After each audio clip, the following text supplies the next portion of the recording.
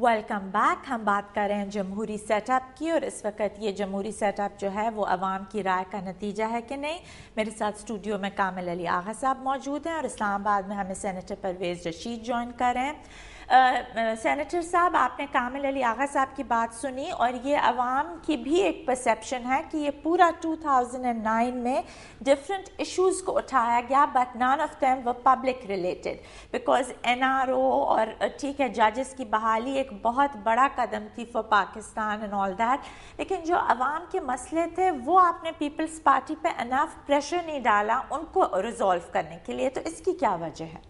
ابھی آغا صاحب نے ذکر کیا NFC ایوارڈ کا جی، اور انہوں نے تو NFC ایوارڈ کو بھی کہا کہ یہ بھی ایک انتہائی معمولی چیز ہے جس کو نظر انداز کر دینا چاہیے. اب مجھے بتائیے کہ یہ بہت اہم چیز ہے آغا صاحب. NFC ایوارڈ پہلی دفعہ کنسنسس کے ساتھ، اور پنجاب کا اس میں رول. پرویز صاحب کا میں بڑا احترام کرتا ہوں، لیکن چیزوں کو ٹویسٹ کرنے سے، میں نے پہلے بھی عرض کیا کہ حقائق کو جو ہے وہ ٹویسٹ کرنے سے معاملات نہیں حل ہوتے. میں یہ کہتا ہوں اچیومنٹ تو تھی، جہاں تک اچیومنٹ کی بات ہے میں اس کو اچیومنٹ سمجھتا ہوں اتفاق رائے کے طور پہ کہ چاروں صوبوں نے اتفاق رائے. کیا میں یہ کہتا ہوں کہ NFC ایوارڈ جو 22 یا 28 روپے میں چینی بک رہی تھی، جو اب 90 روپے میں یا 80 روپے میں بک رہی ہے، وہ NFC ایوارڈ لوگوں کو واپس 28 روپے میں چینی دے رہا ہے؟ کیا لوگوں کے پیٹ اس ایوارڈ سے، اس کاغذ کے ٹکڑے سے بھر جائیں گے؟ کیا آٹا جو 185 روپے کا تھا آج 650 یا کوئٹے کے جہاں پہ انہوں نے بلوچستان میں یہ NFC ایوارڈ کا اعلان کیا ہے، وہاں پہ 1000 روپے کا 20 کلو کا توڑا بک رہا ہے، کیا وہ وہاں پہ 185 کا بکنا شروع ہو جائے گا؟ میں یہ کہتا ہوں کہ اس کو جو اتنا ابھارتے ہیں، جو ایشوز ہیں جس سے عوام کے پیٹ، جو لوگ خودکشیاں کر رہے ہیں، مجبور ہو رہے ہیں، بے روزگار ہو رہے ہیں، لوڈ شیڈنگ کا مسئلہ ہے جو 18 گھنٹے لاہور شہر کے اندر لوڈ شیڈنگ ہو رہی ہے، کیا وہ ایشوز نہیں ہیں؟ ان کے اوپر یہ اتفاق رائے نہیں کر سکتے چاروں صوبوں میں؟ سینیٹر صاحب آپ اس میں کیا کہیں گے؟ اس لیے کہ نیو ایئر پہ جیسی 12 بجے اور 2010 شروع ہوا تو میرے گھر میں بھی بجلی چلی گئی. دیکھیے بی بی، دو چیزوں کو ہم آپس میں ملا کر مقابلہ نہیں کر سکتے.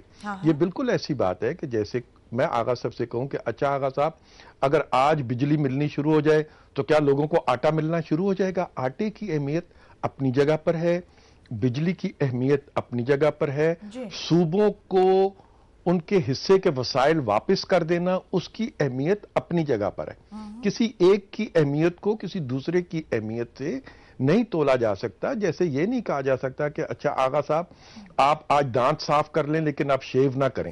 شیو کرنے کی آپ کی اپنی اہمیت ہے اور دانت صاف کرنے کی اس کی اپنی اہمیت ہے. دونوں چیزیں آپ کی زندگی میں ضروری ہیں اور رہنی چاہیے. اب دیکھیے، ہم یہ نہیں کہہ سکتے، جب پاکستان اپنی آزادی کی تحریک چلا رہا تھا تو اس وقت یہ آرگومنٹ دیا جاتا تھا کہ انگریز نے آپ کو سڑکیں دیں، انگریز نے آپ کو ریلوے دیا، انگریز نے آپ کو تعلیم دی، آپ آزادی کیوں مانگ رہے ہیں؟ کیا آزادی آپ کو ریلوے دے دے گی؟ کیا آزادی آپ کو سڑکیں دے دے گی؟ بلکہ بہت سے لوگ آزادی کے بعد یہ بھی کہتے تھے او یار انگریز دا زمانہ چنگا سی، ریل گڈی دے چل دی ہوں سی. دیکھیے، آزادی کی اپنی ایک نعمت ہے، آزادی کی اس نعمت کو آپ جھٹلا نہیں سکتے ریل گاڑی کے عوض یا آٹے کے عوض یا چینی کے عوض. یہ تمام چیزیں ضروری ہیں، ان تمام چیزوں کو ضرور ہونا چاہیے، لیکن یہ آج چیزیں کیوں نہیں ہیں؟ اس لیے کہ ہم نے اس ملک میں اپنا بنیادی نظم و نسق چلانے کا جو دستاویز ہوتا ہے، آئین، اس کا کبھی احترام نہیں کیا. جن ملکوں میں اپنے آئین کا احترام کیا وہ ملک ان چیزوں سے گزر کے آگے نکل گئے. دیکھیے، یہ ہمارے ہمسائے میں ایک ملک ہے، اس کا نام ہندوستان ہے. آج سے 20 سال پہلے جب ان کے یہاں فلم بنتی تھی اس کا موضوع مہنگائی ہوتا تھا. وہاں وہ تیری 2 ٹکیاں دی نوکری میرا لاکھوں کا سامان جائے، یہ مہنگائی فلموں کی گانے تھے نا جی، جس میں وہ روٹی کپڑے اور مکان کی بات کرتے ہیں کہ مہنگائی مار گئی اور یہ کر گیا اور وہ کر گیا. یہ ساری باتیں جو تھیں ہندوستان کی فلم میں ریفلیکٹ کرتی تھی کہ ہندوستان کے یہ مسائل ہیں. آج ان کے یہاں مہنگائی کے موضوع پر فلم نہیں بنتی کیونکہ انہوں نے اپنے آئین کی پاسداری کی، اپنے آئین کو فالو کیا، اور اس آئین نے ان اداروں کو مضبوط کیا جو ان مسائل سے نپٹتے ہیں. ہم نے اپنے ملک میں آئین کو چلنے نہیں دیا، اداروں کو بننے نہیں دیا، بار بار فوجی آمریتیں ہم اس ملک میں مسلط کرتے رہے. انتخابات کے نتیجے میں بننے والی حکومتوں کو ہم کہتے رہے کہ یہ تو جی سازش کے تحت بنی ہیں، یہ تو عوام کی نمائندہ حکومتیں ہی نہیں ہیں. یعنی جن لوگوں نے 33 سال حکومت کی اس دوران تو ہم نے کبھی یہ بحث نہیں کی کہ کیا یہ عوام کے نمائندے ہیں اور عوام کی نمائندگی کرتے ہیں یا نہیں کرتے. لیکن جب منتخب حکومتیں آ جاتی ہیں تو ہم اس چیز پر بحث کرنا شروع کر دیتے ہیں. تو میرا عرض کرنے کا مطلب ہے کہ اگر ان کے ساتھ کسی نے بے وفائی کی ہے تو یہ انہیں سوچنا چاہیے تھا. اگر وہ ہرجائی تھا، وہ نئی دلہن لے آیا، تو جب نئی دلہن گھر میں آ جاتی ہے تو پرانی کا کام پوچا لگانا رہ جاتا ہے.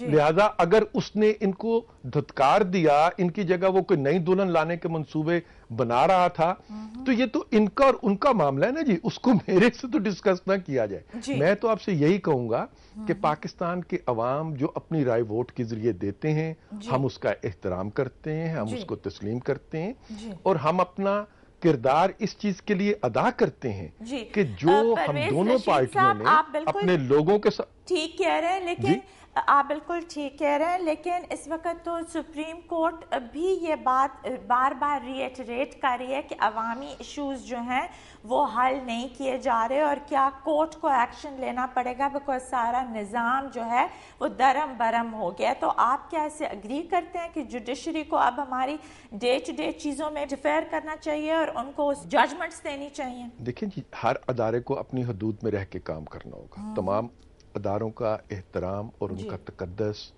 اور ان کے حکم کے سامنے سر تسلیم خم کرنا یہ ایک جمہوری ریاست میں رہنے والے ہر شہری پر فرض ہے، اور ہم اپنے اس فرض کو سمجھتے ہیں.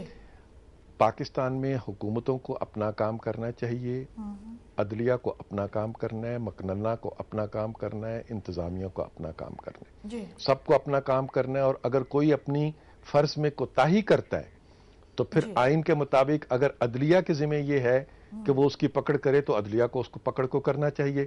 اگر پارلیمنٹ کو اس کی پکڑ کرنی ہے تو پارلیمنٹ اس کی پکڑ کرے، اور پھر بالآخر ایک دن آپ سب کو عوام کی عدالت میں جانا ہوتا ہے جو روزے انتخاب ہوتا ہے. پھر عوام بھی اپنی پکڑ کرتے ہیں. تو ہمیں وہی کچھ کرنا ہے جو پاکستان کے آئین میں لکھا ہوا ہے. جی we have to take a break here. Break کے بعد ہمیں ANP کے لیڈر میاں افتخار جوائن کریں گے، اور اب ہم ان سے یہ سوال پوچھیں گے کہ ان کو اس وقت پاور میں اس لیے لایا گیا کہ وہ ایک ماڈریٹ فورس ہے. ہمارے ساتھ رہیے.